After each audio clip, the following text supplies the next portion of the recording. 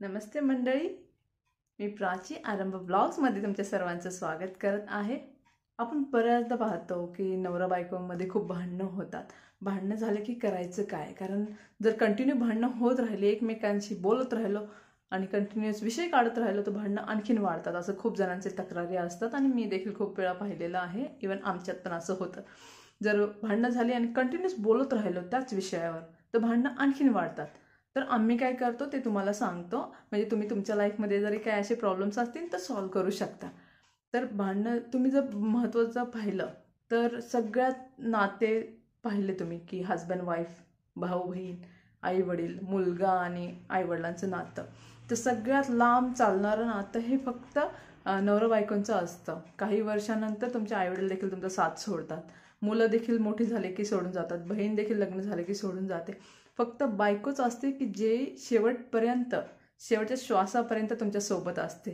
तुम्ही अख्खं लाईफ सुख असू दे दुःख असू दे ती तुमच्या सोबत असते. इवन तुमचा हजबंड देखील तुमच्या सोबत असतो शेवटपर्यंत. तर हे नातं खूप महत्त्वाचं आहे इतर बाकीच्या नात्यांपेक्षा. जर हे नातं व्यवस्थित राहिलं ना, इतर नात्यांना तुम्ही व्यवस्थित धरून व्यवस्थित चालू शकता.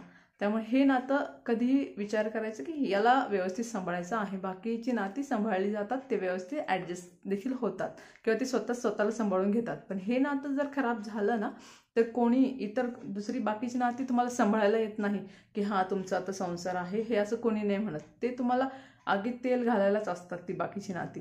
जर हे नातं व्यवस्थित राहिलं तर हे नातं उलटं बाकीची नाती सांभाळतं. त्यामुळे हे नातं जपणं खूप महत्त्वाचं आहे. सगळ्यात पहिलं हे लक्षात घ्या.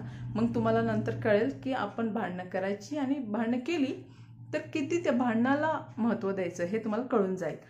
म्हणजे हे नातं इतकं महत्त्वाचं आहे की भांडणं हे थोड्या वेळानंतर मिटलं पाहिजे, हे महत्त्वाचं आहे. हा विचार पहिल्यांदा आला पाहिजे तुमच्या मनामध्ये. दुसरं काय, तर आपण जेव्हा भांडणं होतात तर प्रॉब्लेम काय आहे की बायको देखील जी आहे ती बाहेरून आलेली असते. तिच्या अपेक्षा असतात की नवऱ्याने मला समजून घेतलं पाहिजे. मी माझ्या आईवडिलांना सोडून आलेली आहे, तर आता हाच माझं सर्व काही आहे आणि आता ह्यांनीच मला समजून घेतलं पाहिजे. कारण तिला बाकीचे लोक जे आहेत घरामध्ये ते काही त्रास देत असतात. तर तिला काय वाटतं, हे सगळे नवऱ्याचे घरचे आहेत, त्यांनी मला समजून घेतलं पाहिजे, त्यांनी ह्यांना समजून सांगितलं पाहिजे की हे मला त्रास देत आहे, ही माझ्यासाठी घर सोडून आलेली आहे. अशा खूप साऱ्या अपेक्षा बायकोच्या असतात. तर नवऱ्याच्या पण काही अपेक्षा असतात की माझ्या बायकोने सर्व घर सांभाळलं पाहिजे, माझ्या आईवडिलांना सांभाळलं पाहिजे, सर्व नाती सांभाळली पाहिजे.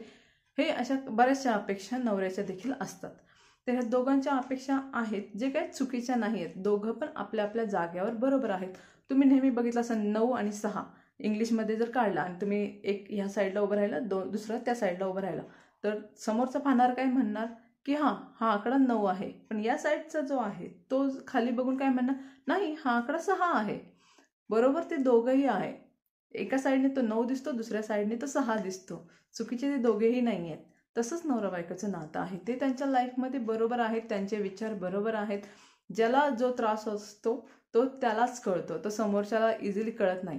त्यामुळे आपण काय करायचं, भांडणं झाली समजून घ्यायचं की समोरचं काय बोलायचं ट्राय करतोय, काय सांगायचा प्रयत्न करतोय, काय त्याच्या लाईफमध्ये प्रॉब्लेम आहेत किंवा काय त्याला फेस करावं लागत आहे जे की मी पाहू शकत नाही आहे, जे की याला प्रॉब्लेम काय आहे हे फक्त समजून घ्यायचं. वाद झाला की एक तिसरी गोष्ट, थोड्या वेळ फक्त शांत राहायचे. कंटिन्युअस बोलत राहिलं ना विषय निघत राहतात, वाद होत राहतात, अजून काय काय आठवत राहतं आणि वाद वाढत जातात. तर वाद झाले ना शांत राहायचं, दोघांनाही शांत राहा. असं काही नाही की वाद झाले की बोलत राहायचं. थोड्या वेळ तुम्हाला शांत राहायचं आहे, 1-2 तास.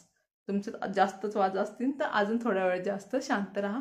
थोड्या वेळाने तुमचा राग शांत होतो, मग तुम्हाला कळतं की काय चुका आहेत, कुठपर्यंत आपण शांत राहू शकतो, काय व्यवस्थित करू शकतो, या प्रॉब्लेमचं काय सोल्युशन आहे.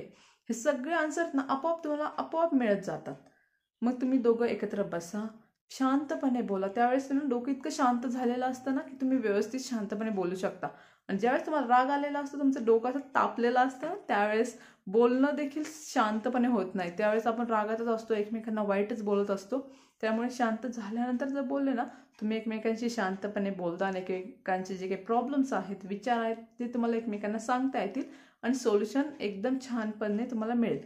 भांडणं झाली की तिसऱ्या माणसाला मध्ये आणायचं नाही. तो तिसऱ्या माणसाचा व्ह्यू वेगळा असतो, तुमचे प्रॉब्लेम्स त्याला कळत नसतात काय चाललेलं आहे आणि तो पार्शल असू शकतो, एखाद्या माणसाच्या साईडने असू शकतो.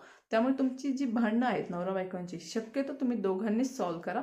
इझिली सॉल्व्ह होतात. तिसऱ्या माणसाला आणलं तर ते आणखीन वाढू शकतात. इतकं सोपं आहे. थोडा वेळ पेशन्स ठेवा, शांतता ठेवा, घरात वाद होणार नाही. रूमच्या बाहेर तुमची भांडणं गेली नाही पाहिजे. तिसऱ्या माणसाला तुम्ही एकमेकांच्या चाड्या वगैरे सांगू नका. त्यांनी असं म्हटलं तसं म्हटलं, तुमचं काय म्हणणं आहे. तिसरा माणूस तुम्हाला चुकीचे सल्ले देणार. त्यामुळे तुम्ही दोघांनी काय करायचं, तुमचा संसार आहे, काय करायचं, कसा डिसिजन घ्यायचा हे तुम्ही ठरवायचं असतं. अशा प्रकारे तुम्ही तुमचे भांडणं सॉल्व्ह करा. पहा, तुमची भांडणं हळूहळू कमी देखील होतील, तुमचे छान पटेलही, आणि कधी इथनं पुढं तुमची भांडणं होणार नाही असं देखील होऊ शकतं. मतभेद हे बघा सर्वांच्या मनात असतात, सर्व नवरा बायकोंच्यात असतात. मतभेद असू द्या, पण त्याचं रूपांतर वादामध्ये होणार नाही. झालं तर ते कसं सॉल्व्ह करायचं हे तुम्हाला माहीत पाहिजे. तर या सल्ल्याने जर तुमचे काही प्रॉब्लेम सॉल्व्ह होतील तर मला देखील खूप छान वाटेल. तर पुन्हा भेटू एका नवीन व्हिडिओमध्ये.